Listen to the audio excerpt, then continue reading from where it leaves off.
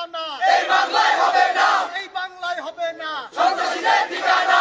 ভারতের দালালেরা হুঁশিয়ার সাবধান, হুঁশিয়ার সাবধান। ভারতের সন্ত্রাসীদের ঠাঁই নাই, জঙ্গিবাদের ঠাঁই নাই আমার সোনার বাংলায়। ভারতের দালালেরা হুঁশিয়ার সাবধান।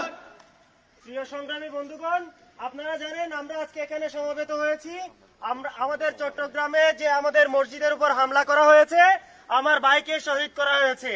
আমার ভাইয়ের উপর রামদা দিয়ে ত্রিশূল দিয়ে আঘাত করা হয়েছে, আমার ভাইকে শহীদ করা হয়েছে।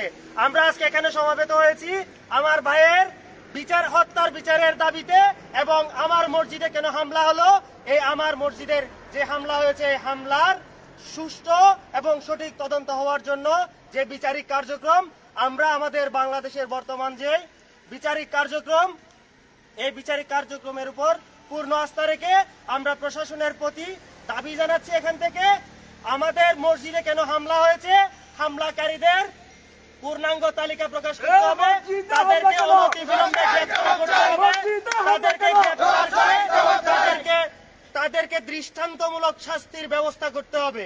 একই সাথে আমার ভাইকে যারা শহীদ করেছে তাদেরকে সকলকেই রাষ্ট্রীয় যে আইন আছে সর্বোচ্চ শাস্তি নিশ্চিত করতে হবে।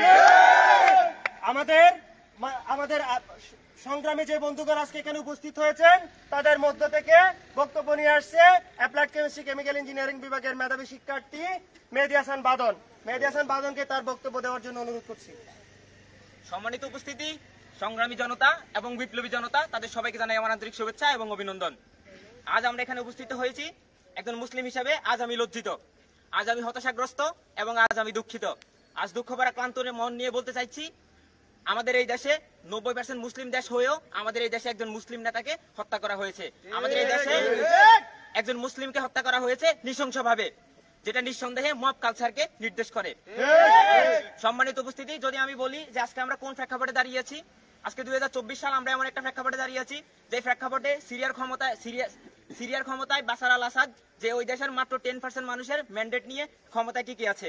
পাশাপাশি আমাদের এই বিশ্বে আফগানিস্তান এবং তালেবান, এছাড়াও আমাদের ধর্মপ্রাণ এবং আমাদের মুসলিম একটি দেশ ফিলিস্তিন, যারা স্বাধীনতার জন্য সংগ্রাম করছে, কিন্তু গত প্রায় 50 বছর ধরে তারা স্বাধীনতা পাচ্ছে না এবং তাদের উপর জাতিগতভাবে নিধন হচ্ছে।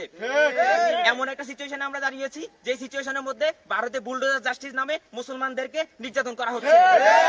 আর সেই নির্যাতন আমরা আজকে বাংলাদেশেও দেখতে পেয়েছি। আমরা ধীর কণ্ঠে বলতে চাই, আমাদের দেশে যারা আমাদের ধর্মপ্রাণ মুসলমানদেরকে আঘাত করছে, যারা সংখ্যালঘু ট্রাম্প কার্ড নিয়ে খেলার চেষ্টা করছে, আমরা তাদেরকে সতর্ক করে দিতে চাই, আমরা তাদের পাতানো ফাঁদে পা দিব না। আমরা এমন একটা সিচুয়েশনে দাঁড়িয়ে আছি যে সিচুয়েশনের মধ্যে মুসলিমদের অধিকার ক্ষুণ্ণ করা হচ্ছে, তবে আমরা আন্তর্জাতিকভাবে শক্তিশালী হয়ে আমাদের অধিকারকে আমরা নিশ্চিত করবো ইনশাআল্লাহ।